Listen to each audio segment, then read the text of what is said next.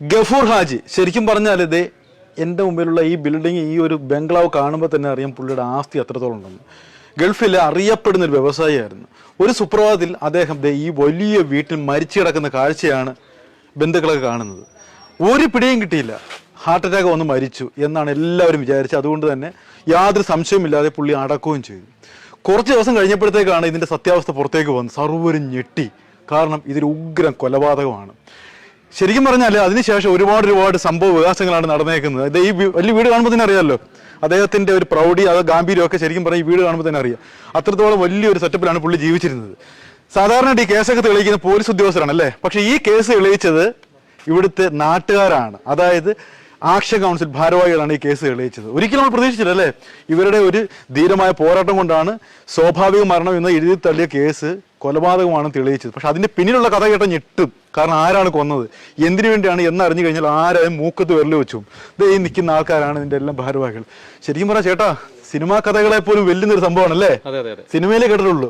ഇപ്പൊ നിങ്ങളുടെ ഊണും ഉറക്കവും ഇല്ലാതെ 1.5 വർഷം നീണ്ട പോരാട്ടത്തിനൊടുവിലാണ് ഈ കേസ് തെളിയിച്ചത്. ശരിക്കും പറഞ്ഞാൽ ഇത് കഥ കേട്ടാൽ നിങ്ങൾ ഞെട്ടിപ്പോ. ഒന്ന് തുടക്കം പറ, ഇതെങ്ങനെയാണ് ഇദ്ദേഹം ആരായിരുന്നു ഈ ഗഫൂർ ഹാജി? ഗഫൂർ ഹാജി ഒരു പ്രവാസി വ്യവസായിയായിരുന്നു.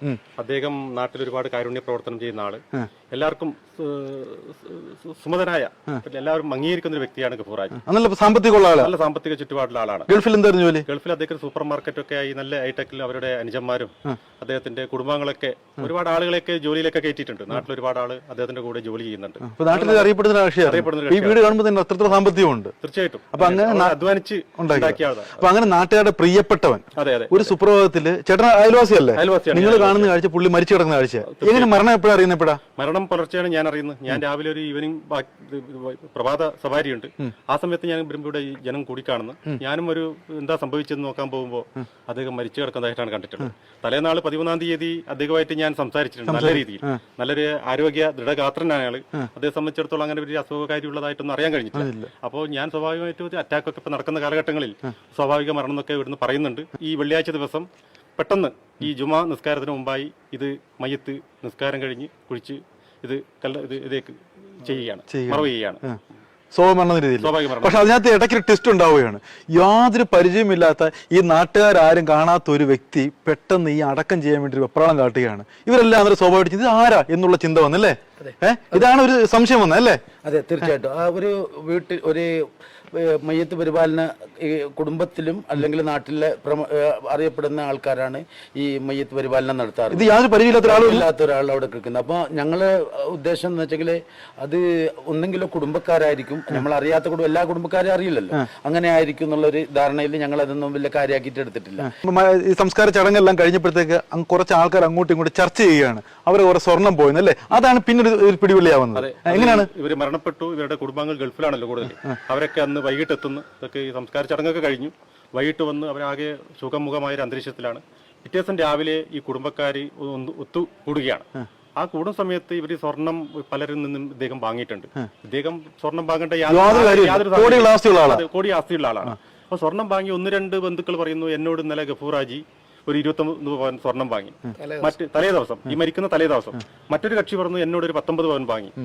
അങ്ങനെ പറഞ്ഞ് ഇവരിങ്ങനെ സംസാരിക്കുമ്പോൾ ഇത് 12ഓളം കക്ഷികളിൽ നിന്നും 12 പേരിൽ നിന്നും കുടുംബത്തിലെ 12 പേരിൽ നിന്നും പല ഘട്ടങ്ങളിലായി ഈ ഗഫൂർ ഹാജി 596 പവൻ സ്വരൂപിച്ചിട്ടുണ്ട്. 596 പവൻ ആലോചിച്ച് നോക്ക്. അപ്പൊ ആ ഈ 596 പവൻ ഈ നഷ്ടപ്പെട്ടു എന്ന് കാണുമ്പോൾ സ്വാഭാവികമായിട്ട് കുടുംബത്തിലൊരു ചർച്ച വന്നു. ഇതൊരു സ്വാഭാവിക മരണമല്ല എന്ന് അതുവരെ അവർ വിശ്വസിച്ചത് ഇതൊരു സ്വാഭാവിക മരണം എന്നല്ലേ. അങ്ങനെ പെട്ടെന്നാണ് മകൻ ബേക്കൽ പോലീസ് സ്റ്റേഷനിൽ പോയി പരാതി കൊടുക്കുന്നു. അങ്ങനെ പരാതിയുടെ അടിസ്ഥാനത്തിൽ മൃതദേഹം പുറത്തെടുക്കുകയാണ്. പുറത്തെടുത്തപ്പോഴത്തേക്ക് കണ്ട കാഴ്ച എന്താ? അത് കൊലപാതകമാണെന്ന് തെളിവാണ്. പുറത്തെ കണ്ടതിന് ശേഷം കൊലപാതകം എല്ലാവർക്കും ഒരു സംശയം. പിന്നെ അവരെ പോസ്റ്റ്മോർട്ടം റിപ്പോർട്ട് വന്നപ്പോഴത്തേക്ക് ഉഗ്രം കൊലപാതകം, തലയിലുള്ള എഡ്വഞ്ചറി സ്വാഭാവിക മരണം. പിന്നെ ഡോക്ടർമാർ പറയുന്നത് എഡ്വഞ്ചറി ഉണ്ട്, ഒരു സ്വാഭാവിക മരണം അവിടെ പറയുന്നു. ഇനി അറിയേണ്ടത് ആരാണ് ഈ കൊലപാതകം ചെയ്തത്, എങ്ങനെയാണ് പ്രതിയിലേക്ക് എത്തുന്നത്? എങ്ങനെയാണ്? 4 വർഷമായി ഗഫൂർ ഹാജിയുമായി നല്ല ബന്ധം, കുടുംബ ബന്ധം പുലർത്തി വീട്ടിലെ ഒരു അംഗമായി മാറുന്ന ഒരു സ്ത്രീയും ഒരു അദ്ദേഹത്തിന്റെ ഭർത്താവും കൂടി ഇവരെ വളരെയധികം സൗഹൃദം നടിക്കുകയും അവരുടെ കുടുംബത്തിൽ ഒരു അംഗമായി മാറുകയും അവർക്കാവശ്യമായ ഇവരുടെ ഗഫൂർ ഹാജിയുടെ ഭാര്യയ്ക്ക് ചില അസ്വസ്ഥതകൾ ഉണ്ടായിരുന്നു. ആ അസ്വസ്ഥതകൾ മാറ്റിക്കൊടുക്കാൻ ഞാനൊരു ജിന്നാണെന്ന് ഇവരെ ധരിപ്പിക്കുകയും അങ്ങനെ അവരുടെ രോഗം മാറ്റാൻ വേണ്ടിയിട്ടുള്ള ക്രിയകൾ എന്താണോ ക്രിയകൾ അത് ഞങ്ങൾക്കൊന്നും അറിയില്ല, കുടുംബക്കാരോട് ചോദിച്ചെങ്കിലേ അറിയും. ആ സ്ത്രീ വീട്ടിലേക്ക് വരികയാണ്. അതിന് മുമ്പേ 3 വർഷം മുമ്പേ ഉണ്ട്. 3 വർഷം മുമ്പാണ് ഈ സംഭവം, ഈ ഭാര്യയ്ക്കുള്ള രോഗം. അങ്ങനെ അവരായിട്ട് ആ രോഗത്തിന് ചെറിയ മാറ്റം കാണുകയും മാറ്റം കാണുമ്പോൾ അവരിൽ പൂർണ്ണമായും വിശ്വാസം അർപ്പിക്കുകയാണ്.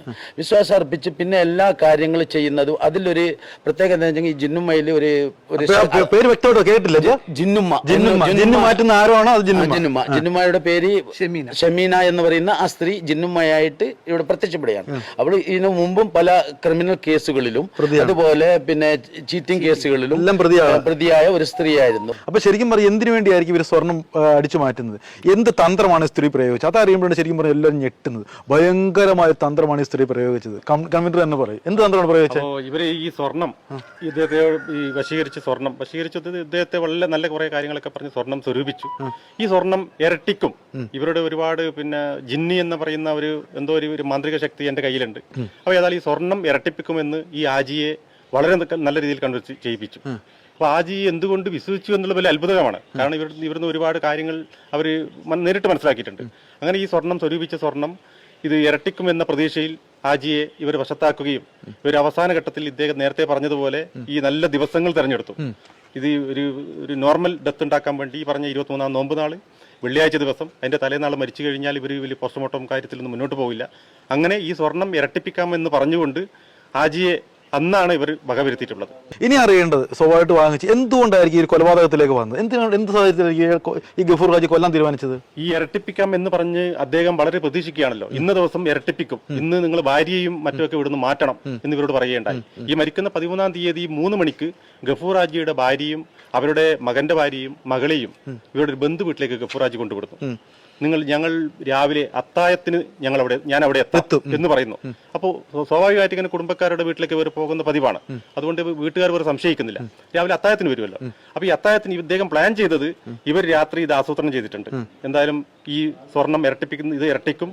അതിനുശേഷം പിന്നെ ഇത്തരം കാര്യങ്ങൾ ഇവരെ കൊലപ്പെടുത്താനൊക്കെ ഇവർ പ്ലാൻ ചെയ്തിട്ടുണ്ടാവും. അതിനുവേണ്ടി തെരഞ്ഞെടുക്കുകയും ഈ ഗഫൂർ ഹാജി കുടുംബങ്ങളെ പറഞ്ഞുവിട്ട് രാവിലെ ഈ അത്തായത്തിന് തൊട്ട് മണിക്കൂറുകൾക്ക് മുമ്പ് ഭാര്യ വിളിച്ചു വെക്കുമ്പോൾ ഫോൺ എടുക്കുന്നില്ല. ഫോൺ നിരന്തരം ബെല്ലടിച്ചു. കൊല്ലാനുള്ള കാരണം എന്തായിരിക്കും? ഈ സ്വർണ്ണം ഇരട്ടിപ്പിക്കാൻ അവർ കഴിയുന്നില്ല. തിരിച്ചു കൊടുക്കുകയും വേണം. അപ്പൊ ഏതായാലും ഇവരുടെ കയ്യിൽ അതില്ലല്ലോ. ഇവരുടെ കയ്യിൽ ഒരു മൺകുടത്തിൽ പിന്നെ ഈ മണ്ണൊക്കെ ഇട്ടിട്ട് ആളുകളെ കബളിപ്പിച്ച കുറെ കഥകളുണ്ട്. അപ്പോ ഇദ്ദേഹത്തോട് ഈ കുടത്തിൽ സ്വർണ്ണം ഉണ്ടെന്നൊക്കെ പറഞ്ഞിട്ട് കുടം ഞങ്ങൾ കണ്ടിട്ടൊന്നുമില്ല. ഈ കുടത്തിനകത്ത് സ്വർണ്ണം ഉണ്ടാവുന്നൊക്കെ പറഞ്ഞ് ധരിപ്പിച്ചിട്ടുണ്ടാവും. അപ്പൊ ഇത്ര മണിക്കൂർ കഴിഞ്ഞാൽ ഇത് ഇരട്ടിക്കും. ആ സമയത്ത് നിങ്ങളല്ലാതെ വേറെ ആരും വീട്ടിലുണ്ടാകാൻ പാടില്ലാണ്ടാണ് ഈ കുടുംബക്കാരെ കൊണ്ടുവിട്ടിട്ടുള്ളത്. അപ്പോൾ ഏതായാലും ഗഫൂർ ഹാജിക്ക് സ്വർണം കൊടുക്കാൻ കഴിയില്ല. ഈ കുടത്തിനകത്ത് തുറന്നു നോക്കിയാൽ മണ്ണ് മാത്രം കാണും. അങ്ങനെയാണ് ഞങ്ങൾ പ്രതീക്ഷിക്കുന്നത്. അങ്ങനെയായിരിക്കും ഇത് കൊന്നത് എന്നുള്ളതാണ് നമുക്കിപ്പോ മനസ്സിലാക്കുന്നത്. അന്വേഷണത്തിലൂടെ അത് വ്യക്തമായിരിക്കുകയാണ്. അപ്പൊ അങ്ങനെ ഈ കൊലപ്പെടുത്തുന്നു. അങ്ങനെ 4 പേരെ പോലീസ് പിടികൊടുക്കണം. 4 പേര് ആരൊക്കെ പിടിച്ചത്? ഈ നേരത്തെ പറഞ്ഞ ജിന്നുമ്മ എന്ന് പറയുന്ന സ്ത്രീയെ പിന്നെ അറസ്റ്റ് ചെയ്തു. പിന്നെ അവരുടെ ഭർത്താവ് എന്ന് പറഞ്ഞാൽ അവരുടെ 2ാമത്തെ ഭർത്താവാണെന്ന് തോന്നുന്നു. ഇവരെക്കാളും 2 വയസ്സിന് കുറവുള്ളൊരു പുരുഷനാണ്. നല്ല ദൃഢകാർത്തനായ പുരുഷനാണ്. പിന്നെ ഇവരെ സഹായിക്കുന്ന ഈ ഒരു കാര്യത്തിയുണ്ട്, ഈ തൊട്ടടുത്ത് താമസിക്കുന്നു. ഇവരെ കുറെ കാര്യങ്ങൾ ഇവരോടൊപ്പം ചേർന്നുകൊണ്ട് എല്ലാ കാര്യങ്ങളും നീങ്ങുന്ന ഒരു കക്ഷിയുണ്ട്. അവരെ അറസ്റ്റ് ചെയ്തിട്ടുണ്ട്. പിന്നെ ഇവരുടെ സ്വർണ്ണങ്ങൾ പല സ്ഥലങ്ങളിലും ഈ സ്വരൂപിച്ച സ്വർണ്ണങ്ങൾ പല സ്ഥലങ്ങളിലായിട്ട് ഇവർ വിൽപ്പനയും കാര്യം നടത്താൻ വേണ്ടി ആളുകൾ ഇടനിലക്കാർ വേണമല്ലോ. അങ്ങനെയുള്ള ഒരു സ്ത്രീയെയും അറസ്റ്റ് ചെയ്തിട്ടുണ്ട്. 4 പേരെ അറസ്റ്റ് ചെയ്തിട്ടുണ്ട്. അപ്പൊ ശരിക്കും പറഞ്ഞാൽ 1.5 വർഷമായിട്ട് വ്യക്തമായ തെളിവുണ്ട്, സ്വർണം പോയിട്ടുണ്ട്, എല്ലാം ഉണ്ടായിട്ട് പോലും ഈ സ്ത്രീയെ പിടിക്കാൻ പറ്റുന്നില്ല. അപ്പൊ നിങ്ങൾ അനുഭവിച്ച ഒരു ബുദ്ധിമുട്ട്, ഇത് തേഞ്ഞു മാഞ്ഞു പോകുന്ന ഒരു വിഷമമൊക്കെ ആയിരുന്നോ? ഒരിക്കലും ഞങ്ങൾ തേഞ്ഞു മാഞ്ഞു പോകുന്നുള്ള ഒരു വിശ്വാസം ഞങ്ങൾക്ക് ഉണ്ടായിരുന്നു. രണ്ടും കൽപ്പിച്ചിട്ട് ഇറങ്ങി. ശരിക്കും പറയും ഒരു നാട് മുഴുവൻ രംഗത്തിറങ്ങി അങ്ങനെ കൊലപാതകയെ തട്ടി അകത്തിട്ട്. ഈ ജിന്നുമ്മ ആരാണെന്ന് അറിയാൻ വേണ്ടി ഞങ്ങൾ അവരുടെ വീട്ടിലേക്ക് ഒരു യാത്ര പോയി. അവിടെ ചെന്നപ്പോഴാണ് ശരിക്കും പറഞ്ഞാൽ ഞങ്ങൾ ഞെട്ടിപ്പോയത്. ഇവരാരാണ്, ഇവർ എന്ത് പ്രവൃത്തിയാണ് ചെയ്യുന്നതെന്ന് ഒരാൾക്ക് പോലും അറിയത്തില്ല. ഒരു പാവപ്പെട്ട സ്ത്രീ, വീട് നോക്കാൻ വേണ്ടി കഷ്ടപ്പെടുന്ന സ്ത്രീ, അത് മാത്രമേ എല്ലാവർക്കും അറിയത്തുള്ളൂ. ഒരാൾ പോലും ആ സ്ത്രീയെ പറ്റി കമാന്ന ലക്ഷം പോലും മിണ്ടിയില്ല. ഈ ജിന്നുമ്മ ഇവിടെ ആരും ഇല്ലേ? ഇങ്ങ് വന്ന് ചോദിക്കട്ടെ. ഇവിടെ ആരും ഇല്ലേ ഇപ്പം? ഇല്ലേ? ഇവിടെ ഇങ്ങനെ ചെയ്യുന്നതൊക്കെ അറിയാമോ? നിങ്ങൾക്കൊന്നും അറിയത്തില്ലേ? അല്ല, എന്നാലും ഇവരിങ്ങനെയുള്ള പിന്നെ മന്ത്രവാദമൊക്കെ ചെയ്യുന്ന അറിയായിരുന്നോ? ഇങ്ങനെ വാ ചേച്ചി ചോദിക്കട്ടെ, ഒരു വൈപ്പർ എടുക്കാൻ വേണ്ടി. നാട്ടുകാരുടെ വൈപ്പർ ചാനലിനില്ലയോ? പേടിക്കൊന്നും വേണ്ട. അണ്ണ ഇങ്ങനെ നാട്ടുകാർക്ക് ആർക്കും അറിയത്തില്ല. അവിടെ ആരെങ്കിലും ഉണ്ടോ? അവിടെ ആരെങ്കിലും ഉണ്ടോ? നിങ്ങൾക്കൊന്നും അറിയത്തില്ലേ? ജിന്നിനെ പറ്റി കേട്ടിട്ടുണ്ടോ? ഭയങ്കര ജിന്നൊക്കെ മാറ്റുന്ന ആളാ. അവരെ കണ്ടിട്ടുണ്ടോ? സുന്ദരി ആളല്ലേ? പക്ഷെ ചികിത്സ ഉള്ളവരെ അറിയായിരുന്നോ? അറിയത്തില്ല. ഓക്കെ, അതുകൊണ്ട് ഇതെല്ലാം ആൾക്കാരൊക്കെ ഞെട്ടിയിരിക്കുവാണ്. അപ്പൊ നിങ്ങൾക്ക് അറിയായിരുന്നു ഇവർക്ക് ഇത്ര ചികിത്സയൊക്കെ ഉണ്ട്. അവിടെ ഒരു ബാധയേറ്റും അസുഖമാറ്റും എന്നൊക്കെയാ പറയുന്നത്. ഈ നാട്ടുകാർ പോകാറുണ്ടോ? പോയിട്ടില്ല. അപ്പൊ ഇത്രയും വലിയ കഴിവുള്ള ആളാന്നൊക്കെ അറിയാമോ അവർക്ക്? അറിയോ? നിങ്ങൾക്ക് ആർക്കും അറിയത്തില്ലേ? പോകത്തില്ല. എന്താ ചേച്ചി? കുഴപ്പമില്ല, വന്നോ, വന്നു പാപ്പാ. ഏത് നാട്ടിൽ വന്നാണോ?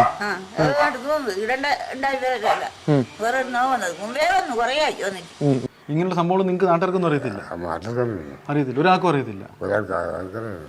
അപ്പൊ അതാണ് ഇത്. നാട്ടുകാർക്ക് ആർക്കും അറിയത്തില്ല ഇവരെ പറ്റി, ഒരു ഡീറ്റെയിൽസ് പോലും അറിയത്തില്ല. നമ്മൾ കുറേ വീടുകൾ കയറി എങ്കിൽ തന്നെ ഈ ജിന്നുമ്മ എന്ന് പറയുന്ന ആളെ പറ്റി ഒരാൾ പോലും പറയുന്നില്ല. ഇവിടെയൊക്കെ നല്ല സാധാരണപ്പെട്ട സ്ത്രീയാണ്. പുറത്തിങ്ങനെ ചികിത്സ ഉള്ള കാര്യമൊന്നും അറിയത്തില്ല. ചികിത്സ ഉള്ള കാര്യമൊന്നും അറിയത്തില്ല. നമ്മൾ പറയത്തുമില്ല, ഉണ്ടെങ്കിൽ പറയത്തില്ല. അതാണ് അവസ്ഥ എന്ന് പറയുന്നത്. അപ്പോൾ ചുരുക്കി പറഞ്ഞ് നാട്ടിൽ നല്ല പുള്ള, കയ്യിലിരിപ്പ് മുഴുവൻ മറ്റേ പണിയാണ്. അപ്പോൾ ഞാനൊന്നും പറയണ്ടല്ലോ. ഈ പിന്നെ ജിന്നുമ്മയുടെ ആരായിട്ട് വരും? മോൻ ചോർത്ത് പറഞ്ഞേ. അല്ല, ഇതിപ്പോ ഉമ്മയെ പറ്റിയുള്ള സംഭവങ്ങൾ പുറത്ത് കേൾക്കുന്നുണ്ട്. അത് അറിയാൻ വേണ്ടി വന്നതാ. മോന് പറയാനുള്ളത് പറയാം. അപ്പൊ ഇത് ഉമ്മ അങ്ങനെ ചെയ്യുന്ന ആളല്ലേ എന്ന് പറയുന്നത്? പിന്നെ അവിടെ അങ്ങനെയുള്ള വീട്ടിലൊക്കെ ചെന്ന് സ്വർണ്ണം ഇരട്ടിപ്പിക്കുന്ന കുറെ ശരിയാണോ? ഇല്ല, അങ്ങനെ പറഞ്ഞിട്ടൊന്നുമില്ല. പിന്നെ നല്ല ബന്ധമുണ്ടായിന് മാത്രം ഈ കൊന്നതെന്ന് സത്യല്ലാന്ന് തോന്നുന്നു. അതറിയാൻ വേണ്ടി വന്നതാ. അപ്പൊ ഈ പറയുന്ന ന്യൂസൊക്കെ ചുമ്മാ ആണെന്ന് പറയുന്നുണ്ടോ? ഉമ്മയ്ക്ക് അങ്ങനെയുള്ള കഴിവുണ്ടോ? അസുഖമായിട്ടുള്ള കഴിവുണ്ടോ? അതെങ്ങനെ കഴിവ് കിട്ടിയേ? ഏർവാടി പോയതിനു ശേഷം. ഏർവാടി പോയോ? ഏർവാടി പോയപ്പോ അങ്ങനെയുള്ള ഒരു കഴിവ് കിട്ടി. അസുഖങ്ങളൊക്കെ മാറ്റി കൊടുക്കും, ബാധകളൊക്കെ മാറ്റും. അത് നമുക്കറിയില്ല, ബാധ മാറ്റം എന്താന്ന് നമുക്കറിയില്ല. അസുഖങ്ങൾ മാറ്റി ഉറപ്പാണ്. ഒത്തിരി പേരുടെ മാറ്റിട്ടുണ്ടോ? ഒത്തിരി പേരുടെ മാറ്റിട്ടുണ്ടോ? മാറ്റോണ്ട് ഗഫൂർച്ച ഉമ്മാനെ നല്ല വിശ്വസിച്ച്. ഗഫൂർക്കായുടെ വീട്ടിലെ അസുഖങ്ങൾ ഉമ്മ മാറ്റി. അത് ഇവിടെ ഒന്ന് പറഞ്ഞായിരുന്നോ? ആ അസുഖം മാറ്റിയോണ്ട് ഗഫൂർച്ച ഉമ്മാനോട് നല്ല വിശ്വസിച്ച് അങ്ങനെ നല്ല അടുപ്പായി. ഇതിന്റെ ഒരു വലിയ ടെസ്റ്റ് എന്താണെന്ന് വെച്ചാല്, ഈ കുടുംബക്കാർക്ക് അറിയത്തില്ല ഇങ്ങനൊരു സ്ത്രീ അകത്ത് കയറിയതും ഗഫൂർ ഹാജി തന്ത്രത്തിൽ മയക്കുന്ന കാര്യമൊന്നും ഇവർക്ക് അറിയത്തില്ല. ഇവരൊന്നും ശ്രദ്ധിക്കുന്നുമില്ല. പക്ഷെ ആ സ്ത്രീ അത്രത്തോളം വലിയൊരു ഇവരുടെ വിഷവത്വമായിരുന്നു. ഭയങ്കര സൂത്രത്തിൽ ഈ വീട്ടിൽ കയറി പറ്റി ഗഫൂർ ഹാജിയുടെ എന്താ പറയുന്നത് സമ്പാദ്യമെല്ലാം അപഹരിച്ചുകൊണ്ട് പോയി. ഇവരെല്ലാം, ഇത് ഗഫൂർ ഹാജിയുടെ സഹോദരനാണ് അല്ലേ? എന്റെ പേര് മുഹമ്മദ് ഷെരീഫ്, സഹോദരനാണ്. ഇത് മകനാണ്. ഈ സമയത്തൊന്നും ഇവര് ആരും ഇല്ല, എല്ലാ ഗൾഫിലാണല്ലേ? ഒരൊറ്റ മനുഷ്യന്മാരില്ല. ആ സമയത്താണ് തന്ത്രപൂർവ്വം ഇവിടെ കയറുന്നത്. ഈ സംഭവം മരണം മാത്രമാണ് നിങ്ങൾ അറിയുന്നത് അല്ലേ? മരണത്തിന് പെട്ടെന്നുള്ള മരണമല്ലേ, മുംബൈയുള്ള ഇതല്ല. പെട്ടെന്ന് ഒരു ദിവസം ഇവിടുന്ന് അമ്മായിനെ മേൽപ്പുറം കൊണ്ടാക്കി പിറ്റേ ദിവസം രാവിലെ അന്ന് കാണുന്നില്ലാത്ത രാവിലെ 5 മണിക്കും നിൽക്കുമ്പോൾ മരിച്ചു കിടക്കും. അപ്പൊ അന്നേരമൊക്കെ സ്വാഭാവികം മരണം വിചാരിച്ചിരിക്കുവോ? ഹാർട്ട് അറ്റാക്ക് സാധാരണ വേറെ പ്രതീക്ഷിക്കാനില്ല. അപ്പൊ നിങ്ങൾ നാട്ടിൽ വന്നപ്പോൾ സംശയം തോന്നുന്നുണ്ടോ? ഇല്ല, പിന്നെ അതെല്ലാം കഴിഞ്ഞിട്ട് കുറച്ച് 2 ദിവസം കഴിഞ്ഞിട്ടാ മതി സ്വർണം പോയ കഥ നമുക്ക് അറിയുന്നത്. അപ്പൊ നിങ്ങൾ ചിന്തിച്ചു ഇത്രയും സ്വർണ്ണം എന്തുകൊണ്ടായിരിക്കും ബാപ്പ മേടിച്ച് എന്ന് ചിന്തിക്കാറുണ്ടോ? ഇതെവിടെ പോയി എന്നുള്ളത് ഞങ്ങൾ അന്വേഷിച്ച്. പിന്നെ വെച്ചെങ്കിൽ ഉപ്പായിട്ട് കുറച്ച് ബന്ധമുള്ളത് ഇവരാണ്. വേറെ ആരുമായിട്ട് അങ്ങനെ സ്വർണം കൊടുക്കുന്നതായിട്ട് നമുക്ക് ഇല്ലാന്ന് നമുക്കറിയും. എല്ലാം കാളയപ്പാക്ക് അറിയും. ഉപ്പാന്റെ അനിയനാണ്. ബിസിനസ് എന്താ നടക്കുന്നുണ്ടെങ്കിൽ ഇവർക്ക് അറിഞ്ഞിട്ട് ബിസിനസ് ഒന്നും നടത്തും. നമ്മൾ ചർച്ച ചെയ്തിട്ട് ബിസിനസ്സാണ്. ഉപ്പയ്ക്ക് ഒരു വിധത്തിൽ ഇത്ര സ്വർണത്തിന്റെ ആവശ്യമേ വരുന്നില്ല. ഇല്ല, അങ്ങനെ അത്ര പെട്ടെന്നുള്ള. ഇപ്പൊ അതിനു മുമ്പ് ഇവിടെ മോളുടെ കല്യാണമൊക്കെ കഴിഞ്ഞ് എല്ലാം കഴിഞ്ഞിട്ടുള്ള സമയമാണ്. ആ സമയത്ത് ഒരു സ്വർണത്തിന് ഇങ്ങനെ ഒരു ആവശ്യം വരുന്നില്ല. ഈ ഇങ്ങനെ സ്ത്രീ ഈ വീട്ടിൽ തന്ത്രപൂർവ്വം കയറി പിന്നെ ഗഫൂർ ഹാജിയുടെ മനസ്സാക്ഷി സൂക്ഷിപ്പായിട്ട് മാറിയ കാര്യമൊക്കെ നിങ്ങൾ അറിയുന്നുണ്ടോ? ഇവിടെ വരുന്നുണ്ട് പോകുന്നുണ്ടെന്ന് അറിയും. ഇത്ര വലിയൊരു ഇത് അറിയില്ല. കാരണം ഈ വീട്ടിൽ തന്നെ സ്ഥിരമായിട്ടുള്ള ഒരു കുടുംബക്കാരെ പോലെ, കുടുംബത്തിനും കാട്ടി കൂടുതൽ സ്വാതന്ത്ര്യമാണ് ഈ സ്ത്രീക്ക് ഉണ്ടായത് ഇവിടെ. ആ പശ്ചാത്തലം നിങ്ങൾക്ക് അറിയുമല്ലോ എന്തുകൊണ്ടാണ് ഇവിടെ വന്നതെന്നും. ഇവര് എന്തോ ഒരു ജിന്നുമാന്ന് എനിക്ക് വലിയൊരു കഴിവാണ്. ജിന്നുമ അല്ല, സാക്ഷാൽ അവർ കുട്ടിശീത്താൻ ഉള്ള പരിപാടിയാണ്. അവരെ പറയേണ്ടത് എന്താ വെച്ചെങ്കിൽ എന്ത് പറയാനുള്ള ഒരു വാക്ക് പോലും അവർക്ക് അതിന് പോലും അർഹതയില്ല. അത്രയും ഒരു നിന്ദി കെട്ട ഒരു പെണ്ണുങ്ങളാണ്. ഇല്ലെങ്കിൽ ഇങ്ങനെ ഒന്നും ചെയ്യില്ലല്ലോ. ഇത്ര ഒരു സ്വാതന്ത്ര്യമുള്ള വീട്ടിൽ വന്നിട്ട് അല്ല, നിങ്ങൾക്ക് തോന്നത്തില്ല ഈ സ്ത്രീ യാതൊരു ബന്ധമില്ല, എന്തുകൊണ്ട് ഈ വീട്ടിൽ കയറുന്നു എന്ന് ചിന്തിക്കാതെ എന്തായിരുന്നു? അല്ല, അത് ചിന്തിക്കാതെ ഞങ്ങൾ പറഞ്ഞില്ല. ഈ പെണ്ണുങ്ങൾ വന്നിട്ട് ഒന്നാമത് ജ്യേഷ്ഠന്റെ ഭാര്യക്ക് ചെറിയൊരു ഇതുണ്ടായിരുന്നു, സുഖമാക്കി കൊടുത്തതിന്റെ ഒരു നന്ദിയുണ്ട്, നിങ്ങളുടെ മനസ്സിലുണ്ട്, അതിൽ ഞങ്ങളിലുണ്ട്. ആദ്യം അവർ പെണ്ണുങ്ങൾ ഈ അമ്മായിക്ക് കുറെ നാളായിട്ടുള്ള ഒരു പ്രശ്നം തീർന്നിട്ട് നല്ലൊരു സുഖം, മകളെയും മകന്റെ കല്യാണ സമയത്ത് സുഖമാക്കി ഓട്ടോമാറ്റിക് സംഭവിച്ചു പോയതാ. ഒരിക്കൽ സുഖമാക്കി എന്ന് വിചാരിക്കുന്നുണ്ടോ? ഇല്ല ഇല്ല ഇല്ല ഇല്ല, അവർ കഴിവുണ്ടാണെന്ന് വിചാരിക്കുന്നുണ്ടോ? ഇല്ല ഇല്ല. അത് ഇപ്പൊ കാരണം വെച്ചെങ്കിൽ ഇപ്പൊ എല്ലാ പ്രശ്നങ്ങളും കുറച്ച് നല്ലൊരു രീതിയിൽ കുറച്ച് തടിയൊക്കെ ഉഷാറായി. അപ്പൊ നിങ്ങൾ വിചാരിച്ച അവരുടെ കാരണം കൊണ്ട് മാറ്റി. ഇതാണ് നമ്മുടെ സമൂഹത്തിൽ നടക്കുന്നത്. നോർമലായിട്ട് മാറേണ്ട അസുഖം ആ സ്ത്രീ വന്നു, എങ്ങനെയോ അസുഖം മാറി അല്ലേ? അപ്പൊ അവരെ നിങ്ങൾ വിചാരിച്ച് ഭയങ്കര കഴിവുള്ള സ്ത്രീയാണെന്ന് വിചാരിച്ചു. അപ്പൊ ഇതിന്റെ അനുഭവം വെച്ച് നമ്മുടെ പ്രേക്ഷകർ ഇങ്ങനെ ഒരുപാട് ഇങ്ങനെയുള്ള മണ്ടത്തരത്തിൽ ചാടുന്നു, സ്വർണ്ണ ഇരുട്ടിപ്പിക്കുന്നു, അല്ലെങ്കിൽ രോഗം മാറ്റുന്ന ഒരുപാട് മണ്ടത്തരമുണ്ട്. ഈ അനുഭവം വെച്ച് എന്താ പറയാനുള്ളത്? ഇനി ഇത് ഒരു പാടാട്ട് എല്ലാവർക്കും. കാരണം ഇനി ഏതൊരു കുട്ടിയും ഇതുപോലുള്ള ഈ ജിന്നുമാന്നോ അല്ലെങ്കിൽ വേറെന്ത് പറഞ്ഞു വരുന്ന ഒരാളെ പിന്നാട് പോലെ ബാള മാറ്റെന്നൊക്കെ പറഞ്ഞ ചില വരും, ഒന്നും വിശ്വസിക്കരുത്. വിശ്വസിക്കണ്ട. അപ്പൊ ഇത്തരത്തിലുള്ള ഒരു അനുഭവം ഇനി ഒരു കുടുംബത്തിനും ഉണ്ടാവില്ലെന്ന് മാത്രം പറഞ്ഞുകൊണ്ട് പക്കാ തട്ടിപ്പാണ്. രോഗം മാറണമെങ്കിൽ നമുക്ക് എന്താ പറയുക, പടച്ചോൻ തന്നെ വിചാരിക്കണം, ഇവർ പറയുന്ന പോലെ. അല്ലെ മനുഷ്യനെ ആശ്രയിച്ച് ഒന്നും കൊണ്ടും ഉള്ള സമ്പാദ്യവും സമാധാനമൊന്നും കളയില്ലെന്ന് മാത്രം പറഞ്ഞുകൊണ്ട് ഇത്തരത്തിലുള്ള അനുഭവം ഒരു കുടുംബത്തിനും ഉണ്ടാവില്ലെന്ന് മാത്രം മനസ്സറിഞ്ഞ് പ്രാർത്ഥിച്ചുകൊണ്ട് ഇന്നത്തെ എപ്പിസോഡ് നിർത്തുന്നു. നന്ദി, നമസ്കാരം.